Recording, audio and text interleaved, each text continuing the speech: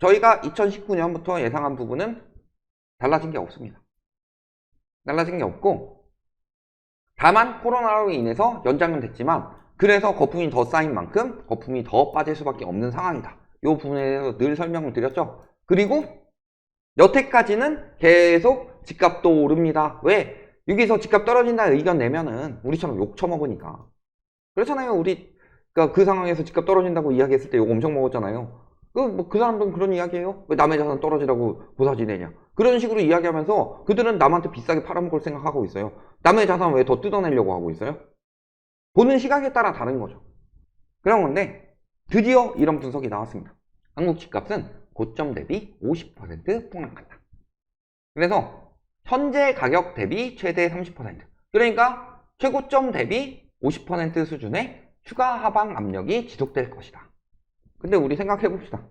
그러면 올해 열심히 올라가지고 전고점 대비 다 올렸다고 하는데 실질적으로는 최고점 대비 한 20% 가량 떨어졌다는 소리네요. 단순 계산으로. 물론 저기 좀 더 심도 있게 계산하면 20%가 아니겠지만, 그러니까 실질적으로는 지금도 한 20% 까인 거고 앞으로도 한 30% 까인다, 이 이야기죠. 그 트리거가 되는 것이 뭐다? 이자 상환 여력이 부족한 2030 세대의 매수 집중. 즉 2030이 영끌을 했어요. 영끌이 트리거가 된다는 소리죠. 영끌이 뭐라 그랬어요? 2008년으로 생각을 해보면 서브프라임 모기지 사태라고 그랬죠. 서브프라임 모기지 사태가 터질 수 있다는 거죠. 그 부분에 대해서 이야기를 저희가 계속 많이 드렸었고, 2030이 집을 사는 것이 굉장히 위험한 상황이다. 왜? 보통은 한 3040, 뭐 30에서도 한 30대 한 후반 정도 돼야 사는 거죠. 그렇잖아요. 외국 같은 경우에 수요를 계산할 때 뭘로 많이 계산을 하냐면요, 신혼부부 10년차. 왜냐면 신혼부부가 결혼할 때부터 내 집 마련해서 내 집 마련해야지 결혼한다, 이게 아니라 결혼하고 돈 모아서 10년 뒤에 내 집 마련하자, 요게 보통이에요. 그러면은 보통 한 30대에 결혼하면 40대쯤 집을 사는 거죠. 그러니까 보통 그 나이대가 여력이 되는 거고, 그리고 부동산 시장의 변천사도 어느 정도 봤기 때문에 한번 사이클 정도는 볼 거 아니에요. 부동산에 관심이 있으니까. 이런 상황인데 무조건 집값 오릅니다. 전세가 오르니까 지금이라도 당장 집 사세요, 이런 식으로 부추긴 인간들 때문에 2030이 부동산이 돈 벌 방법이다, 혹은 지금 사지 않으면 난 평생 집을 못 산다, 이런 심리를 만들어서 2030들이 여력도 부족한데 많이 샀죠. 근데 그것을 뒷받침해줬던 게 저금리로 인해서 더 많이 사는 동안에 또 코로나로 인한 위기 때문에 DSR을 만족시키기 쉽지 않으니까 DSR도 더 뒤로 밀었어요, 문정부에서. 그러니까 2030들이 대량 들어왔고 이 수요들이 무너질 수밖에 없는 거다.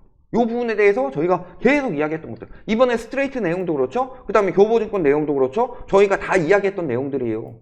이게 거기는 뭐 방송사고 증권사고 하니까 고객들 심리를 막 거스릴 수는 없잖아요. 그러니까 이제 때가 다 돼서나 이야기를 하는 건데, 저희가 몇 년 전부터 경고하던 이야기들을 지금 와서 취합해서 하고 있는 것밖에 안 된다, 그런 거고, 또 정부나 언론에서 계속 공급 부족 엄프를 하죠. 그래서 보시면은 주택 공급 불안 심리 여전하다, 12, 16대책 이러면서 2019년에도 공급 부족하다, 이런 이야기 했었고, 2020년에도 역시 공급 부족하다, 새 아파트 쭉쭉 오른다, 여전히 공급 부족이다, 전문가들이 계속 그런 이야기 했죠. 뭘 보고 공급 부족이라고 이야기했는지 모르겠지만 그냥 공급 부족이라고 끼워 맞춘 거죠. 21년은 당연하죠. 그런데 이제는 공급 부족 이야기가 예전만큼 많이 안 나오다가 분양시장이 워낙 무너지니까 공급 부족 이야기를 하기 시작해요. 그런데 안 나오다가 어디서 먼저 부추겼냐? 정부에서 먼저 부추겼죠. 9.16 대책은 뭐라고 그랬어요? 공급 대책이라고 하지만 공급 부족하다라는 이야기 외에는 공급에 대한 이야기 안 나왔고, 그 공급 내용이 오늘 나왔는데 거창하게 대책이라고 이야기한 것 치고는 8만 원은 너무 적지 않냐, 11월에 발표하는 게. 그리고 1월에 또 발표 나올 텐데, 그러니까 계획도 안 됐는데 9.16 대책 발표했다는 거 아니에요. 실질적으로 9.16 대책은 공급 대책이 아니라 PF 부실 방지 대책이라고 그랬죠. 그런 거고요. 심지어는 언론 중에서, 자, 어딘지 대강 보이죠? 여기서도 지금 공급 부족 집값 폭등론의 허와실이라고 이야기하면서 공급 부족이 이야기한 것이 뭔가 말이 안 맞는다, 이런 이야기를 했었고, 경제지에서도 뭐라 그래요? 서울 공급 부족하다? 2025년 초에 모두 해소된다. 왜 이게 뭔 소리냐? 서울 공급 부족, 내년에 공급 적어요. 왜? 둔촌주공 입주가 25년 초로 밀렸으니까 내년에 공급량이 확 줄어드는 대신에 25년에 확 늘어나는 거죠. 이게 어디로 가느냐? 그러니까 헬리오시티 입주 들어올 땐 공급 부족 이야기 안 나왔어요. 근데 헬리오시티 입주가 딱 12월 31일 날 들어왔죠. 그러니까 그 다음 해부터 계속 공급 이야기 하는 거잖아요. 그러니까 심지어는 건설사 편들어주던 언론들, 정치적 문제든 혹은 광고비 문제든 편들어주던 언론들도 이제는 공급 부족 이야기를 하고 있지 않다. 그리고 이번 분석에서도 그게 나왔죠. 뭐라 그래요? 수도권 주택 순공급은 맨날 공급 부족 떠들어대던 것과 달리 2010년부터 23년까지 누적 6만 6천 가구가 초과 공급이 됐다. 즉 공급 과잉이었다. 그래서 저희가 계속 그 얘기했었죠. 공급 부족이 아니라 수요 과잉이다. 그래서 2017년에 2018년까지 이야기를 했을 때 그 전에 공급된 주택 중에서 절반 이상을 기존의 주택을 가지고 있는 다주택자들이 가져갔기 때문에 실질적으로 실수요들한테 공급되던 것들을 다주택자들이 가져가요. 그러니까 부족해 보였던 거죠. 쓰지도 않은 사람들이 가져가가지고 쟁여놓고 있는 거야. 허니 버터칩이 나왔어요. 지금 공급 부족해요?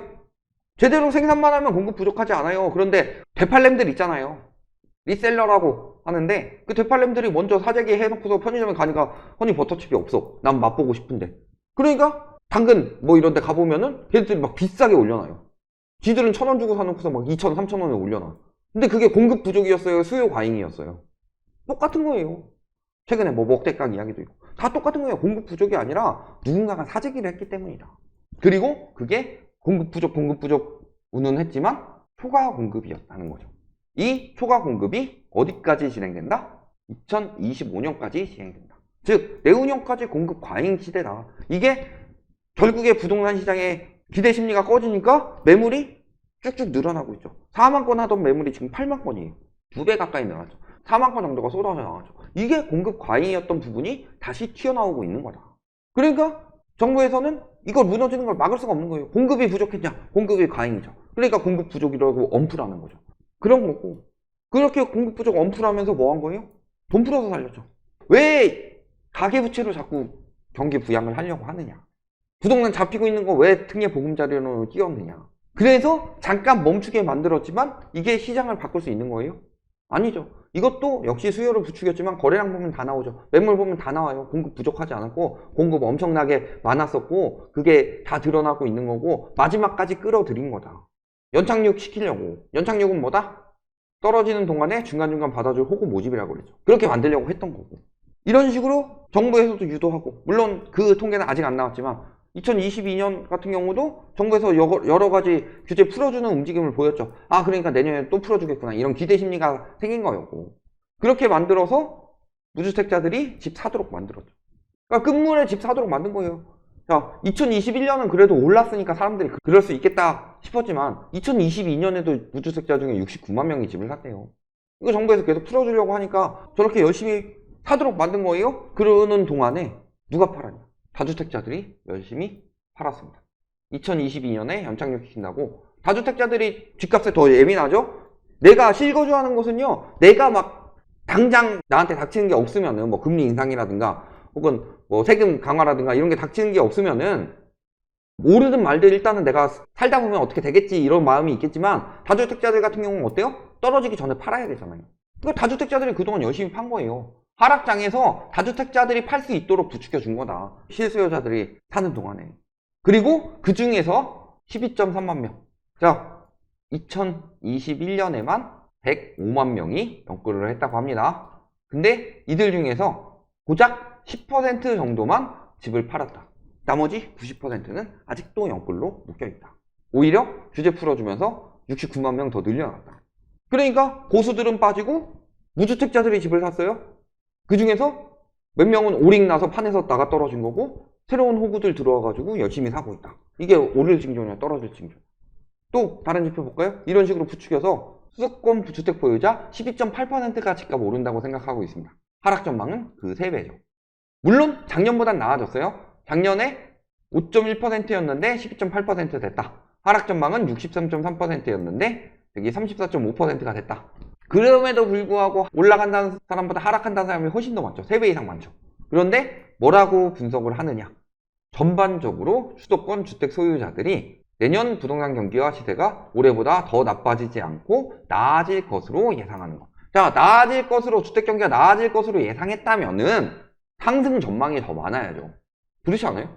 작년보다 올해 심리가 조금 살아났지 내년 부동산 경기도 올해보다는 안 좋다고 예상을 한다. 좋다고 예상하는 사람보다 안 좋다고 예상하는 사람이 3배 더 많다. 이렇게 해석이 들어가야 되는 건데 이런 거고 실질적으로 저기서 분석한 거는 50%를 이야기했지만요. 고점 대비로는 50% 이상 떨어지는 게 당연한 일입니다. 지금 고점 대비로 KB 기준으로 서울의 아파트 중위 가격이 12억, 13억까지 올랐었어요. 근데 그 전에 저점 안정적인 시기에 가격이 4억 8천이었습니다. 그럼 3배가 뛴 거죠. 물가 상승분을 감안하더라도 절반 이하로 떨어져야지 가능한 일이죠. 그리고 저번에 저희가 그 코로나 때 집 샀다가 망한 사람들 그때 마지막 때 뭐라고 그랬어요? 고점이었던 07년에 샀다가 2020년에 겨우 벗어났다. 1억 5천만 원 올려서. 근데 그 사이에 부대 비용이나 이런 것들 다 계산해보면 실질적으로는 개손해봤다. 이런 이야기를 드렸었죠. 그러니까 저 정도가 문제가 아니다. 아까 말씀드렸잖아요. 금융위기 터진다고. PF 시장에서 금융위기 터질 거예요. 가계부채는 그때보다 훨씬 더 많이 불어났죠. 그 다음에 전세자금 대출도 훨씬 더 많이 불어났죠. 이 상황에서 DSR 규제 들어갔죠. DSR 조금이라도 줄어들었어요? 집값이 빠지는 동안에 DSR은 줄지 않았어요. 문제는 DSR 붕괴되면서 디레버리징 되는 부분, 그 다음에 PF 시장 붕괴되면서 분양가 작살나는 부분, 이 두 가지가 굉장히 큰 영향을 줄 텐데 DSR 2022년, 2023년 동안에 DSR이 조정이 하나도 안 됐다.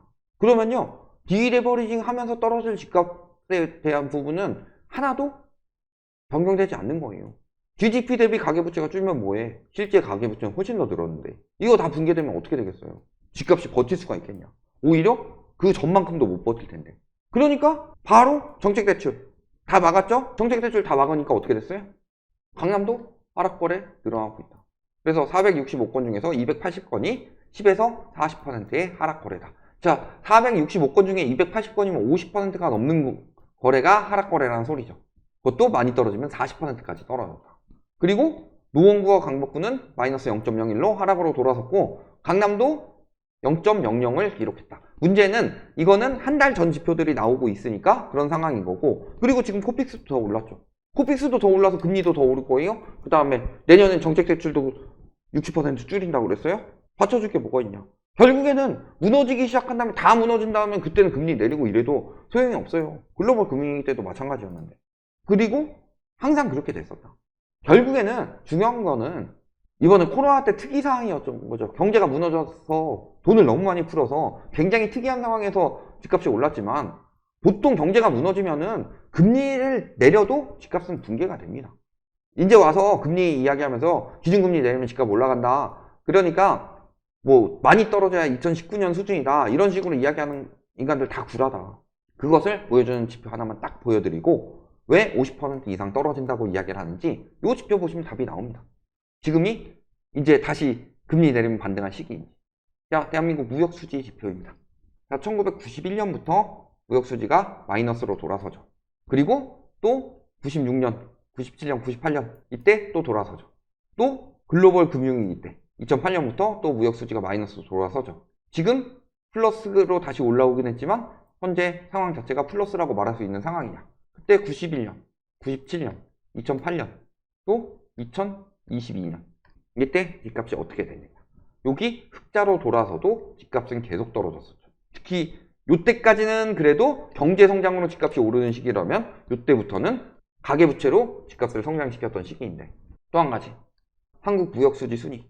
자, 91년에 집값 떨어지기 직전부터 무역수지 순위가 급격히 떨어졌고요. 이게 97년 IMF 겪을 때까지 계속 100위대를 머무를 때 집값이 작살이 났었다. 그리고 글로벌 금융위기 때 100위대 한번 또 찍고서 다시 올라갔지만 이때 집값은 작살이 났죠.